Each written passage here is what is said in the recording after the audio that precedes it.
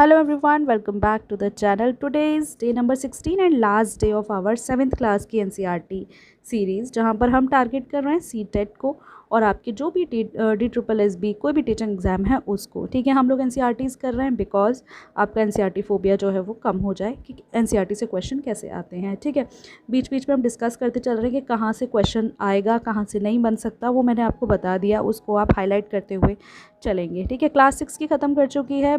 इस बीएड का नोट्स भी चैनल पर हैं, उसके अलावा सी टेट के प्रीवियस ईयर पेपर्स वगैरह भी चैनल पर है, आप जाकर के गो थ्रू करेंगे। हम ज़्यादा डिस्कस नहीं करेंगे इसको, देन स्टार्ट करेंगे। लेकिन स्टार्ट करने से पहले मेरा इंट्रोडक्शन, मेरा नाम है काजल, मैं हूँ असिस्टेंट प्रोफेसर और मैंने क्वालिफाई किया है UGC NET, C TET and UP TET. ठीक है, तो शुरू करते हैं। तो देखो, जो 18th सेंचुरी थी, जो 18वीं शताब्दी थी, यहाँ पर हम देखते हैं इंडिया के अंदर बहुत सारी चेंजेस आ रहे हैं।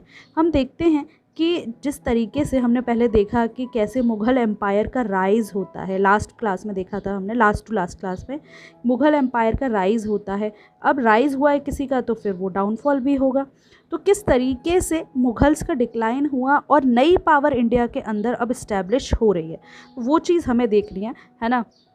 तो अगर यहाँ पे अगर इस मैप को देखेंगे आप, तो आपको पता चलेगा पुराने मैप से और इस मैप के कंपैरिजन में कि जो पॉलिटिकल बाउंड्रीज़ हैं ना इंडिया की, वो क्या हो रही हैं, वो बदल रही हैं। एक ये मैप है हमारे पास और एक ये मैप है, ये अब बदल रही हैं। यहाँ मराठास आ गए, यहाँ राजपूत आ गए, सिख आ गए। मतलब जैसे जैसे लोगों को लगता है कि राजा कमज़ोर हो रहा है, लोग अपने आप को इंडिपेंडेंट करने की कोशिश करते हैं। हमने ये देखा भी था पहले कि हर आदमी कोशिश कर रहा है कि जैसे ही राजा वीक हो हम अपने आप को इंडिपेंडेंट कर लें, है ना। 1765 तक आते आते हमें पता चलता है कि कैसे जो ब्रिटिश थे, हमने देखा था पहले कि जो मुग़ल एम्पायर है था, उन लोगों ने भी क्या किया था, उन लोगों ने भी ये बंगाल वाला एरिया को भी कर रखा था। मतलब यहाँ पे पावर थी। तो अभी क्या है, अब यहाँ पे ब्रिटिशर्स जो हैं, इन्होंने ईस्टर्न इंडिया के ऊपर अब अपना जो राज है वो करने की यहाँ पे कोशिश कर रहे हैं। ठीक है, यहाँ पे हमें इन मैप से ये पता चल रहा है कि किस तरीके से इंडिया की पॉलिटिकल सिचुएशन जो है 18th सेंचुरी में वो बदली। और ऐसा नहीं है कि बहुत लॉन्ग टाइम में बदली कि भैया 300-400 साल में, नहीं, बहुत ही शॉर्ट स्पैन ऑफ टाइम में ब्रिटिशर्स आए, यूरोपियंस कहूँगी मैं, यूरोपियंस आए और इंडिया जो है वो चेंज होता रहा। अच्छा, तो यूरोपियन से आप एक क्वेश्चन कमेंट सेक्शन में आंसर करिए कि सबसे पहला यूरोपियन कौन था जो इंडिया के अंदर आता है ना। तो अभी इस चैप्टर के अंदर हम पढ़ेंगे यही कि जो भी एमर्जेंस हुआ पॉलिटिकल ग्रुप्स का इंडियन सब कॉन्टिनेंट के अंदर, है ना। और देखेंगे कि 1707 से 1761 तक, जब तक थर्ड बैटल ऑफ पानीपत होता है, तब तक सिचुएशन किस तरीके से इंडिया के अंदर अनफोल्ड होती हुई दिखती है। ठीक है, तो the crisis of the empire and the later Mughals, chapter 4 के अंदर हमने देखा कि किस तरीके से मुग़ल एम्पायर जो था वो अपनी सक्सेस को की हाइट को छूता है ना। और लेट होते होते 17th सेंचुरी जब ख़त्म हो रही है, तब क्या हुआ, तब हम ये भी देख रहे थे कि अब राजा इतना पावरफुल नहीं रहा और यहाँ पे अब उसके रूल में क्या क्राइसिस होनी शुरू हो गई। क्यों होनी शुरू हो गई? क्योंकि पहला रीज़न, बहुत सारे रीज़न होते हैं, एक ही नहीं होता, कि औरंगज़ेब जो था उसने जितनी भी मिलिट्री रिसोर्स थी, फाइनेंशियल रिसोर्स थी, उन सबको डिप्लीट कर दिया था, है ना। क्योंकि डेक्कन के साथ इनका वॉर चल रहा था, डेक्कन के साथ वॉर चल रहा था, रिसोर्सेज ख़त्म हो रही थी। तो वो क्या है कि रिसोर्सेज इनकी ख़त्म हो रही थी। ठीक है, अंडर हिज सक्सेसर्स और औरंगज़ेब के बाद जो भी राजा आए, जो एफिशिएंसी थी ना, जिस तरीके से मुगल्स ने पहले रूल किया, जो एफिशिएंसी थी कि यहाँ से बैठ के वहाँ रूल कर रहे हैं, वो सब बिल्कुल ही ब्रोक डाउन हो गई। उन सब का ज़्यादा वो लोग पावरफुल राजा नहीं रहे, है ना। उसके बाद it became increasingly difficult for the later Mughal emperors, आने वाले राजाओं के लिए ये और ज़्यादा मुश्किल रहा। औरंगज़ेब के बाद मुग़ल्स का डाउनफॉल ही रहा और आने आगे जो राजा थे उनके टाइम पे ये क्या है, बहुत ज़्यादा मुश्किल हो गई उनके लिए चीज़ें, है ना। जो नोबल्स थे, जिनको इन्होंने गवर्नर बनाया था, सूबेदार बनाया था, ये ऑफिसेस को कंट्रोल करते थे। हमने देखा था रेवेन्यू, मिलिट्री एडमिनिस्ट्रेशन को। और जब आपने जो भी पैसे कलेक्ट कर रहा है वो पावर किसी को दे रखी है, तो डेफिनेटली वो जैसे उसे लगेगा कि भाई राजा जो है वीक हो रहा है, तो अब मैं इंडिपेंडेंट हो जाऊं, है ना। तो क्या था कि जो ये लोग थे, जो सूबेदार्स थे, इनके पास एक्स्ट्रा ऑर्डिनरी पावर्स थी, extra ordinary political economic power थी इंडिया, ज़्यादातर इंडिया के ऊपर, है ना। और जैसे ही क्या हुआ कि as the governors consolidated their control over the provinces, और जैसे ही गवर्नर ने अपना कंट्रोल जो है प्रोविंसेस के ऊपर जो है करना शुरू किया, the periodic remission of revenue to the capital decline. अब जो गवर्नर है वो खुद ही वहाँ पे अपने आप को खुद से कंट्रोल करने की कोशिश कर रहे हैं, तो जो भी कैपिटल आता था, जो भी रेवेन्यू पैसा आता था सरकार के पास, राजा के पास, वो अब बहुत कम हो गया है। ठीक है, उसके साथ साथ हम ये भी देखते हैं कि जो पीजेंट्स हैं, जो ज़मींदार लोग हैं, वो लोग भी अब नॉर्थ और वेस्ट इंडिया से क्या करना है, रिवोल्ट में खड़े हो रहे हैं इनके, है ना। और कई बार ये रिवोल्ट क्यों होते हैं, देखो लोग रिवोल्ट करते हैं, क्यों करते हैं, खाने के लिए नहीं है, पॉवर्टी है ना, ये चीज़ें बेसिक रोटी कपड़ा मकान के लिए ही लोग ज़्यादा रिवोल्ट करते हैं, है ना। तो क्या है कि ये रिवोल्ट होते थे क्यों, क्योंकि उनके पास उनके टैक्सेस ही इतने हाई कर दिए थे कि लोगों के पास कोई ऑप्शन ही नहीं था, है ना। कई बार क्या होता था, at other times there were attempts by powerful chieftains to consolidated their own position. तो जो जैसे गवर्नर होते थे वो कोशिश करते थे कि हम इन लोगों से ज़्यादा पैसे ले लें, तो इसलिए भी होते थे। और देयर कई बार जो गवर्नर्स थे वो क्या करते थे, वो कोशिश करते थे कि हम यहाँ पे अपनी जो पावर है वो कंसोलिडेट कर लें और राजा से इंडिपेंडेंट हो जाएं, है ना। तो जो मुग़ल अथॉरिटी थी वो कई तरीके के रिबेलियस ग्रुप से जो है वो चैलेंज होती है, लेकिन ये जो ग्रुप्स होते हैं were now able to seize the economic resources of the region to consolidate their position. ठीक है, लेकिन ये जो ग्रुप्स थे, अब क्या हुआ, अब इन्होंने अपनी इकोनॉमिक रिसोर्सेज जो थी उनको कंसोलिडेट किया और अपने आप को अब स्टेट के अंदर जमा लिया था, है ना। मुग़ल एम्परर्स जो भी औरंगज़ेब के बाद आए, वो जो भी पॉलिटिकल इकोनॉमिक सिचुएशन जो चेंज हो रही थी कि गवर्नर्स जो हैं अपना रूल बना रहे हैं, अपने आप को इस्टेब्लिश कर रहे हैं, उन सब को रोकने में बिल्कुल ही असमर्थ थे ये लोग, है ना। उसका रीज़न बेसिक यही था कि भाई औरंगज़ेब ने इतनी ज़्यादा रिसोर्सेज ही डिप्लीट कर दी थी कि और आने वाले राजा क्या ही करेंगे। ठीक है, तो in the midst of this economic political crisis, जब ये पॉलिटिकल इकोनॉमिक क्राइसिस इंडिया के अंदर चल रहा है, पहला, किंगडम के पास पैसा नहीं आ रहा, दूसरा, जो गवर्नर हैं वो लोग अपनी ही पोजीशन को कंसोलिडेट करने की कोशिश कर रहे हैं। उसी वक्त पे ऐसा होता है कि दिस इज़ इंडिया, और इंडिया के ऊपर बाहर से, ईरान से नादिर शाह का क्या होता है, अटैक होता है ना। और नादिर शाह आता है और उसने दिल्ली को 1739 के अंदर क्या कर लिया, सैक कर दिया, है ना। तो यहाँ से पहले तो एक क्वेश्चन बनता है कि जब मुग़ल एम्परर था तो बाहर से किसका अटैक हुआ था, so it was Nadir Shah. और दूसरा क्वेश्चन, नादिर शाह कहाँ से आया था, कब हुआ था, ये सब चीज़ें आपको पता होनी चाहिए। ठीक है, तो नादिर शाह का जब अटैक होता है उसके बाद हम देखते हैं कि कई सारी रेड इंडिया के अंदर होती हैं, और अफ़गान से एक राजा आता है अहमद शाह अब्दाली, जिसने इन्वेड किया था नॉर्थ इंडिया को 5 बार, है ना। तो 1748 से 1761 के बीच में अहमद शाह अब्दाली जो है इंडिया आता है, नॉर्थ इंडिया, और 5 बार आता है इंडिया, है ना। तो एक और बंदा था जो 17 टाइम्स इंडिया में आया था, जिसने सोमनाथ मंदिर को प्लंडर किया था, तो वो भी आप कमेंट सेक्शन में लिखिएगा। ठीक है, तो अहमद शाह अब्दाली आपको याद रखना है, आपसे क्वेश्चन पूछ सकता है। यहाँ पे लिखा है कि नादिर शाह ने अटैक किया दिल्ली का, तो दिल्ली का क्या हाल हुआ था। ठीक है, देन ऑलरेडी अंडर सीवियर, अब हम देख रहे हैं कि भाई बाहर से, फॉरेन से भी अटैक हो रहा है, इंडिया में भी जो है पॉलिटिकल इकोनॉमिक सिचुएशन अच्छी नहीं है। तो क्या हुआ, एम्पायर अब वीक होता जा रहा है ना। और जो डिफरेंट नोबल्स हैं, है ना, एक मान लो कि कोई एक यहाँ पे नोबल है, एक यहाँ नोबल है, एक यहाँ नोबल है, एक यहाँ नोबल है, तो ये सब अब एक दूसरे से इन सब में कंपटीशन है एक दूसरे से, है ना। तो क्या था कि ये जो लड़ाई थी ना, अब ये लड़ाई सिर्फ 2 नोबल्स के बीच में, 2 मेजर ग्रुप्स के बीच में हो गई थी, एक और दो, एक तो थे ईरानी और एक थे तुर्रानी। ठीक है, किस किस के बीच में, ईरानी और तुर्रानी। ये किसके डिसेंडेंट थे, टर्की जो लोग थे उनके डिसेंडेंट थे ये। और बहुत दिनों तक, फॉर अ लॉन्ग टाइम, जो लेटर मुग़ल एम्परर्स थे वो पपेट बने रहे इन्हीं के हाथ में। तो देखा किस तरीके से जो है एक पावरफुल किंगडम का डिक्लाइन होता है, और जो उनके नोबल होते हैं वही उनको कंट्रोल करते हैं। और एक तो सबसे बड़ा एक ह्यूमिलेशन जो है वो मुग़ल एम्पायर के लिए आता है, मुग़ल एम्परर्स के लिए, कि फ़र्रुखसियार और आलमगीर टू जो थे, इनको जो नोबल्स हैं वो असैसिनेट कर देते हैं, है ना। और 2 और राजा हैं, अहमद शाह और शाह आलम, को ब्लाइंड कर देते हैं। तो कितनी बड़ी बात हो गई किसी एम्पायर के लिए, कितना बड़ा पावरफुल एम्पायर था और उसके सब एक तो असैसिनेशन कर दिया, दूसरा ब्लाइंड फोल्डेड कर दिया, ठीक है।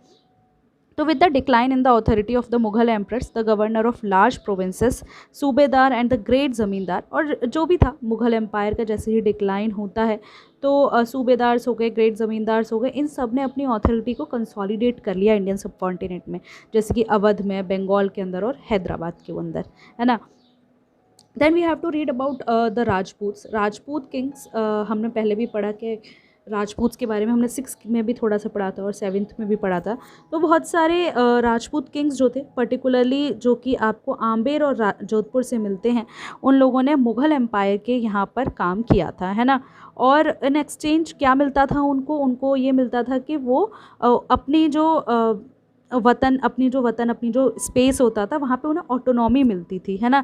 हमने बात की थी मुगल्स की राजपूत पॉलिसी की, है ना, अपनी प्रीवियस क्लासेस में। तो 18th सेंचुरी के अंदर ये जो रूलर्स थे ये कोशिश करते हैं कि अपना जो कंट्रोल है उसे एडजेसेंट रीजन्स में भी अब उसको फैलाने की कोशिश करते हैं, ठीक है। तो अजीत सिंह जो कि जोधपुर के रूलर थे और वो भी इन सारी ये जो फैक्शनल पॉलिटिक्स मुगल कोर्ट में चल रही थी उन सब के में ये भी साथ थे, है ना। तो ये जो इन्फ्लुएंशियल राजपूत फैमिलीज़ थी, इन्होंने कहा क्लेम द सूबेदारी of rich provinces of Gujarat and Malwa. जो राजपूत फैमिलीज़ थी इन्होंने कहा कि हमें गुजरात और मालवा की सूबेदारी चाहिए। तो राजा अजीत सिंह जो हैं जोधपुर के, जिनके पास गुजरात की गवर्नरशिप थी, और सवाई राजा जय सिंह जो कि आम्बेर के थे और ये मालवा के गवर्नर थे, ये ऑफिस जो है ये रिन्यू कर दिया जाता है किसके द्वारा? मुगल एम्परर थे जहांगीर शाह 1713 में, ठीक है। तो एक बात यहाँ पे समझ लो कि जहांगीर शाह जो एक राजा है वो वापस से सूबेदारी दे देता है गुजरात और मालवा की राजपूत किंग्स को, ठीक है। ये जो लोग थे राजपूत थे also tried to extend their territories by seizing portion of imperial territories, है ना। अब ये लोग कोशिश कर रहे थे कि जो भी राजा की ज़मीनें भी हैं उनकी ज़मीन से मिलती हुई उनको भी हम सीज़ कर लें, है ना। और इसी तरीके से नागौर जो था उसको कंक्वर किया जाता है, उसको जीता जाता है और जोधपुर में उसे मिला लिया जाता है। जबकि आमेर जो है आमेर ने लार्ज पोर्शन ऑफ बूंदी का बहुत बड़ा पोर्शन जो है उसको सीज़ कर लिया। सवाई राजा जय सिंह जो थे उन्होंने एक नई कैपिटल जो है जयपुर उसको फाउंड किया और उसकी सूबेदारी जो है सूबेदारी ऑफ आगरा इन 1722। तो मराठा कैंपेन्स जो भी फिर राजस्थान में हुए 1740s में, और put severe pressure on these principalities and check their further expansion, है ना। तो हमें पता है कि एक और चीज़ इस्टेब्लिश हो रही थी उस टाइम पे इंडिया में, दैट इज़ मराठास का रूल जो है काफ़ी इंडिया में इस्टेब्लिश हो रहा था। और जो ये कैंपेन्स और मराठा ने भी राजस्थान के ऊपर, अब जो है मराठास जो है वो राजस्थान के ऊपर एक जो है प्रेशर डाल रहे हैं, उनसे चीज़ें लेने की कोशिश कर रहे हैं। तो जो ये लोग चाह रहे थे मुगल्स जो ये आपके राजपूत जो चाह रहे थे कि हम अपना आप को एक्सपेंड करें वो कोशिश इनकी अधूरी रहती है, मतलब उसमें ये लोग लगा देते हैं, है ना। उसके अलावा ये चित्तौड़गढ़ फोर्ट है जहाँ पे बहुत सारी वाटर बॉडीज़ हैं, उसके बारे में दिया हुआ है। जंतर मंतर जयपुर में है। Then we have seizing independence. Yes, अब किसने कैसे कैसे तरीके से इंडिपेंडेंस जो है वो ली। तो जो ऑर्गेनाइजेशन था the organization of the Sikh into a political community during the 17th century helped in regional state building the Punjab, है ना। तो हमने देखा था कि जो सिख जो हैं जब पॉलिटिकल कम्युनिटी में आ रहे हैं, चैप्टर 6 के अंदर हमने देखा था, और हमने देखा था किस तरीके से पंजाब बनता है। बहुत सारे बैटल्स होते हैं जो कि गुरु गोबिंद सिंह राजपूत के अगेंस्ट में लड़ते हैं, मुगल्स के अगेंस्ट में लड़ते हैं, है ना। और both before and after the institution, Khalsa बनने से पहले और बाद में, ये हम प्रीवियस क्लासेस में देख चुके हैं, ठीक है। डेथ हो जाती है 1708 में गुरु गोबिंद सिंह की। तो जो Khalsa rose in revolt against the Mughal authority, जो खालसा था वो मुगल्स के अगेंस्ट अब खड़ा हो जाता है, किसके अंडर में? बंदा बहादुर लीडरशिप, है ना। और ये लोग कह देते हैं कि हम सॉवरेन हैं। सॉवरेन का मतलब होता है कि हमारे ऊपर किसी का रूल नहीं है, और अपने जो कॉइन्स हैं उनके ऊपर गुरु नानक और गुरु गोबिंद सिंह के जो नेम हैं उनको लिखवाते हैं, और अपना एडमिनिस्ट्रेशन जो है वो उसको इस्टेब्लिश करते हैं। कहाँ? सतलज और यमुना के बीच में अपना जो रीजन है उसको इस्टेब्लिश करते हैं ये लोग, और बांदा बहादुर को कैप्चर कर लेते हैं 1714 में और उसको भी एग्जीक्यूट कर देते हैं, ठीक है। बांदा बहादुर का नाम आप याद रखेंगे, क्वेश्चन के अंदर आ सकता है, ठीक है। Then under a number of able leaders in the 18th century, 18वीं शताब्दी के अंदर बहुत सारे एबल लीडर हैं। तो the Sikh organise themselves into a number of band called jatha, है ना। तो जो सिख हैं उन्होंने अपने एक दूसरे अपने आप को ऑर्गेनाइज़ किया जत्था में, उसके बाद मिस्ल में। तो इनकी जो कंबाइंड फोर्सेस थी उनको हम कहते हैं were known as the grand army, Dal Khalsa और entire body used to meet. और ये लोग सब कहाँ मिलते थे? अमृतसर में मिलते थे बैसाखी पे और दिवाली पे, जिससे कि जो भी गुरु का जो भी डिसीजंस इनको लेने होते थे वो ये लेते थे, ठीक है। एक राखी जैसा सिस्टम जो है वो यहाँ पे इंट्रोड्यूस किया गया, जिसमें क्या होता था कि कल्टिवेटर्स को प्रोटेक्शन देने की कोशिश की जाती थी। यहाँ ये चीज़ जो मैंने आपको बताई ये आपको पता होना चाहिए, क्वेश्चन में आ सकता है। Then Guru Gobind Singh had inspired the Khalsa with the belief that their destiny was to rule. Guru Gobind Singh ji ने इनको इंस्पायर किया कि खालसा को इंस्पायर किया कि आपकी डेस्टिनी क्या है, आपकी किस्मत क्या है कि रूल करेंगे, तो जो है ना राज करेगा खालसा, ठीक है। Their will well knit organization enabled them to put up a successful resistance to the Mughal governors first and then to the Ahmad Shah Abdali. और इसीलिए ये लोग मुगल्स के अगेंस्ट में भी खड़े हो पाए और अहमद शाह अब्दाली जो है जिसने पंजाब को सीज़ कर दिया था उसके भी अगेंस्ट में ये खड़े हो पाए, ठीक है। The Khalsa declare their sovereign rule by striking their coin again in 1765। दोबारा से खालसा जो हैं अपने कॉइन को रजिस्टर करते हैं, उनको प्रिंट कर मिंट करते हैं। और सिग्निफिकेंटली इस कॉइन के अंदर क्या था? वही इंस्क्रिप्शन था, मतलब जो भी खालसा के जो भी ऑर्डर्स होते थे वो इसके ऊपर इन्होंने प्रिंट किए, है ना। तो जो the Sikh territories in the late 18th century extended from the Indus to Jamuna but they were divided under different ruler, ठीक है। तो जो सिख का पूरा टेरिटरीज थी वो इंडस से जमुना तक फैली हुई थी, लेकिन सबके डिफरेंट डिफरेंट रूलर्स थे। एक रूलर थे रंजीत सिंह, महाराजा रंजीत सिंह, और वो इन ग्रुप्स के साथ रियूनाइट होते हैं और इस्टेब्लिश करते हैं कैपिटल लाहौर में। कहाँ? 1799 के अंदर। कैपिटल कहाँ? याद रखेंगे हम इस बात को, है ना। देन ये तो सिख लोगों का था। Then we have Marathas. Marathas के बारे में पढ़ेंगे। मराठा किंगडम जो है वो अनदर पावरफुल रीजनल किंगडम हम देखते हैं जो कि मुग़ल रूल के ऑपोजिशन में खड़ा हो रहा था। शिवाजी जो हैं उन्होंने एक बहुत ही स्टेबल किंगडम जो है वो इस्टेब्लिश किया with the support of powerful warrior families. Powerful warrior families थी जिन्हें देशमुख कहते हैं। Group of highly mobile peasant pastoralist provided the background. जो भी हाईली मोबाइल लोग थे जो इधर उधर मूव करते थे वो मराठास की आर्मी की बैकबोन बने, है ना।